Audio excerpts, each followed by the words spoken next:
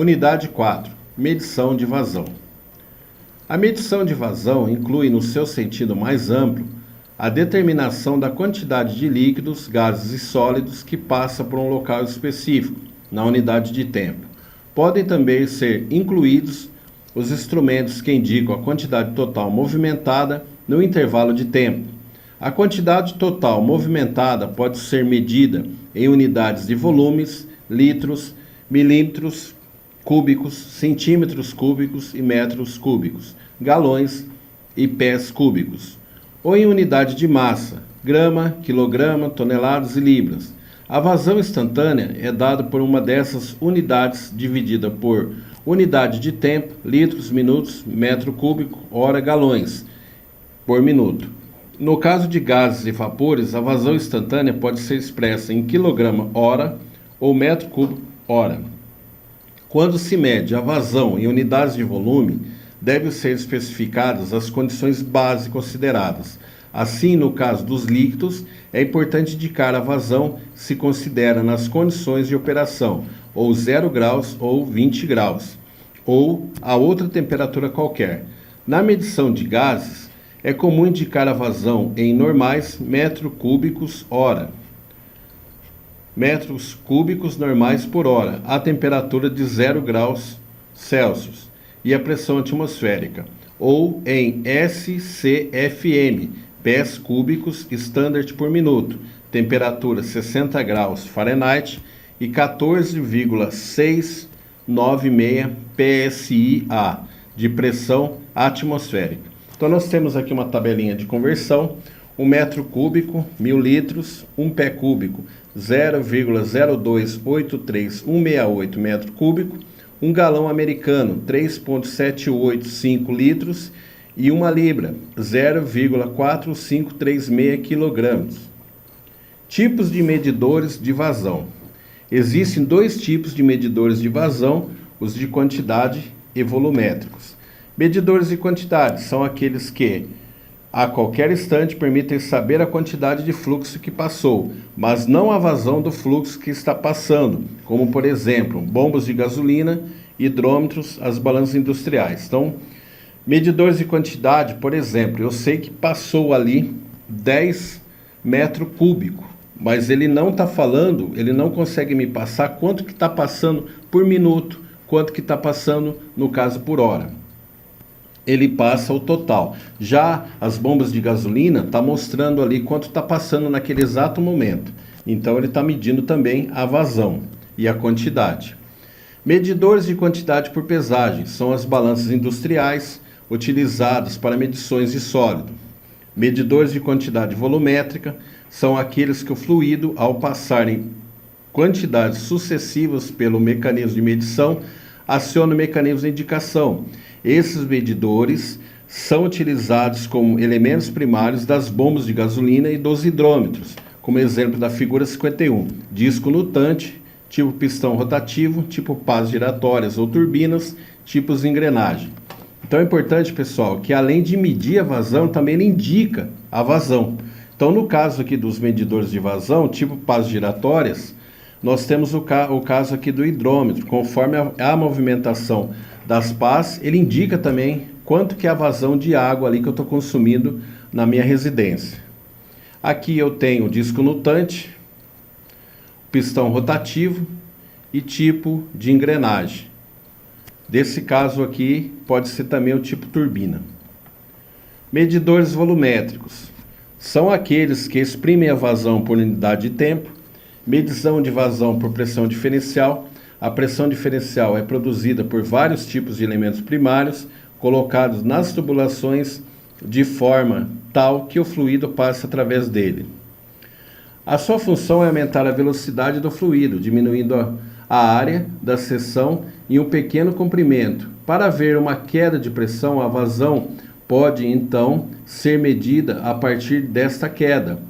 Esse tipo de medição pode ser observado na figura 52. Uma vantagem primordial dos medidores de vazão por pressão diferencial é que eles podem ser aplicados a uma grande variedade de medições, envolvendo a maioria dos gases líquidos, inclusive fluidos com sólidos. em suspensão, bem como fluidos viscosos em uma faixa de temperatura e pressão bastante ampla. O inconveniente desse tipo de medidor é a perda de carga que ele causa ao processo, sendo a placa de orifício o dispositivo que provoca a maior perca de carga irrecuperável. Então, se vocês olharem aqui, a pressão diferencial, eu tenho a placa de orifício, um flange de orifício e o transmissor. Então, essa placa de orifício, o que acontece? Eu consigo medir através da pressão da montante e da jusante, ou seja, da entrada e saída, eu consigo uma diferença de pressão diferencial, na qual eu faço a medição. Porém, tem um problema, eu diminuo, o que acontece? Eu perco aqui a vazão, acaba perdendo aqui a vazão. O inconveniente desse tipo de medidor é a perda de carga. Eu perco aqui a carga, porque há aqui tipo um bloqueio na minha vazão para fazer a medição do diferencial. Aqui nós temos a figura 52, medição de vazão por pressão diferencial. Aqui nós temos uma placa de orifício. Aqui nós temos um flange e o transmissor. Se vocês notarem, a pressão do fluido, ela entra por aqui e sai por aqui. Essa diferencial da entrada com a saída, ou a montante com a jusante, que nós chamamos na instrumentação, há uma diferença da pressão, na qual conseguimos fazer a medição. Qual que é o problema da placa de orifício? Ela perde o quê? O inconveniente desse tipo de medidor é a perca de carga que ele causa ao processo, sendo a placa de orifício o dispositivo que provoca a maior perda de carga irrecuperável. Então, como há uma restrição da vazão, eu perco a carga aqui nesse caso.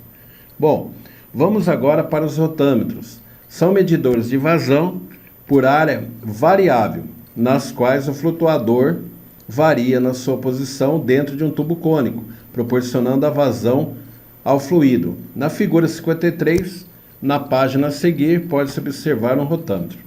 Rotâmetro é formado por duas partes, um tubo de vidro de formato cônico, o qual é colocado verticalmente na tubulação, em que passará o fluido de ser medido, e a extremidade maior no tubo cônico, fica voltada para cima. No interior do tubo cônico, um flutuador se moverá verticalmente em função da vazão medida. Aqui nós temos aqui um rotâmetro, é muito usado isso daqui em instrumentos hospitalares, para medir a vazão do ar comprimido, né, para o paciente, o ar comprimido hospitalar, e também para o oxigênio. Então nós temos um tubo aqui, na qual ele é cônico, aqui a entrada dele é menor e aqui é um pouco maior. Então, conforme a pressão que entra por baixo, ele tem aqui uma esfera, ou ele pode ter aqui mesmo um flutuador que vai estar indicando com uma escala qual que é, no caso, a vazão que eu estou tendo aqui do meu fluido. Ele mede vazão, ele não mede pressão, tá? Ele mede a vazão que eu estou tendo aqui na minha tubulação. Princípios básicos de funcionamento do rotâmetro. O fluido passa através do tubo da base para o topo. Quando não há vazão, o flutuador permanece na base do tubo, aqui embaixo, e seu diâmetro maior é, em geral, selecionado de tal maneira que bloqueie a pequena extremidade do tubo, quase que completamente. Quando a vazão começa e o fluido atinge o flutuador, o empuxo torna o flutuador mais leve, porém, com o flutuador tem uma densidade maior que a do tubo. O empuxo não é suficiente para levantar o flutuador.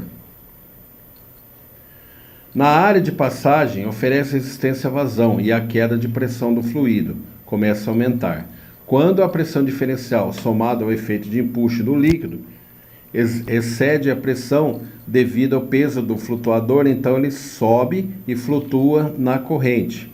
Com o movimento ascendente do flutuador em direção à parte mais larga do tubo, a área anular entre a parede do tubo de vidro e a periferia do flutuador aumenta. Com a área, aumenta o diferencial de pressão, devido ao flutuador decresce. O flutuador ficará em equilíbrio dinâmico quando a pressão diferencial através do flutuador, somada ao efeito de empuxo, contrabalancear o seu peso.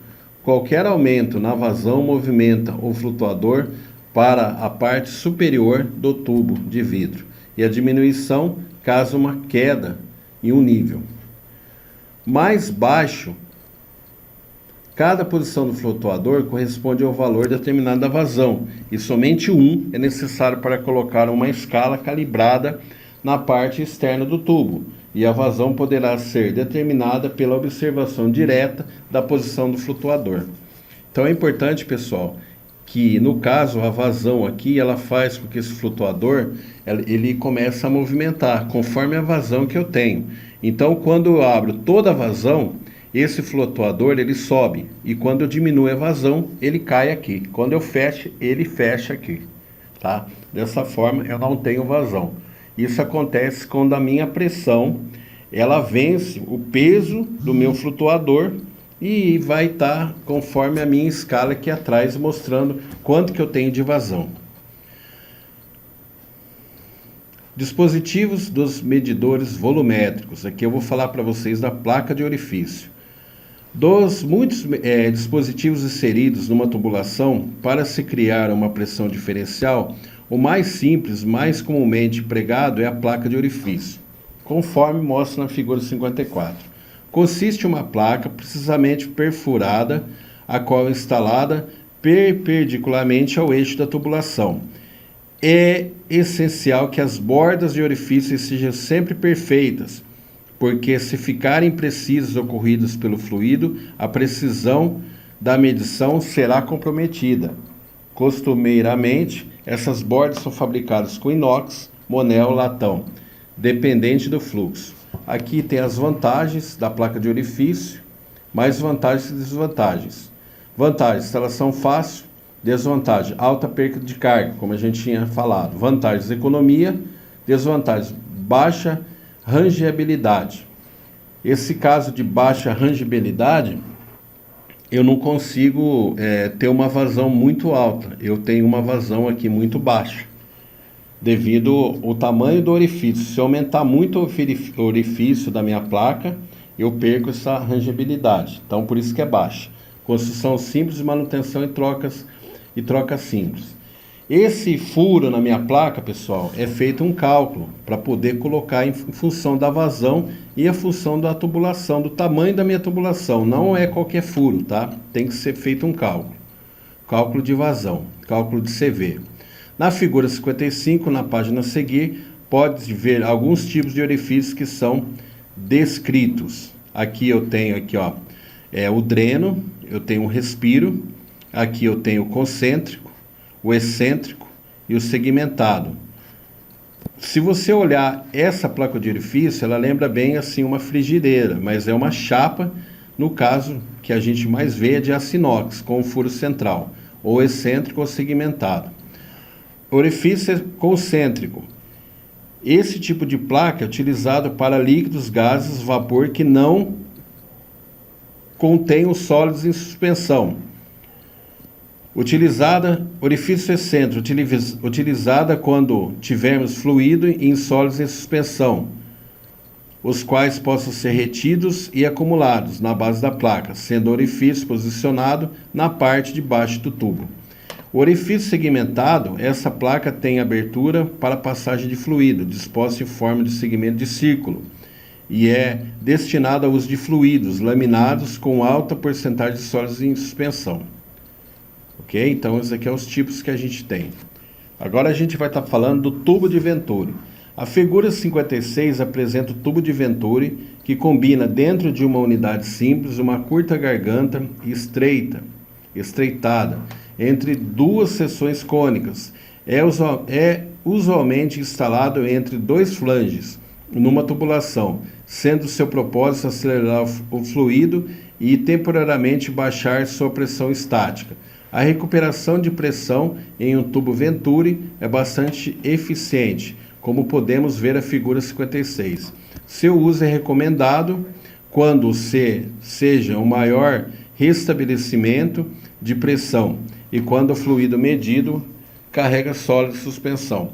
O Venturi produz um diferencial menor que uma placa de orifício para a mesma vazão e diâmetro igual à sua garganta. Temos aqui tubo de Venturi. Aqui nós temos uma conexão, aí nós temos uma garganta, ela é cônica, aqui a parte reta e o transmissor. Então ele pega o diferencial aqui da entrada com a entrada da garganta e ele consegue fazer a medição do tubo de Venturi. Medidores especiais de vazão, medidor eletromagnético de vazão. Os medidores magnéticos de vazão é seguramente os dos mais flexíveis e universais dentro dos métodos de medição de vazão. Sua perda de carga é equivalente a de um trecho reto de tubulação, já que não possui qualquer obstrução.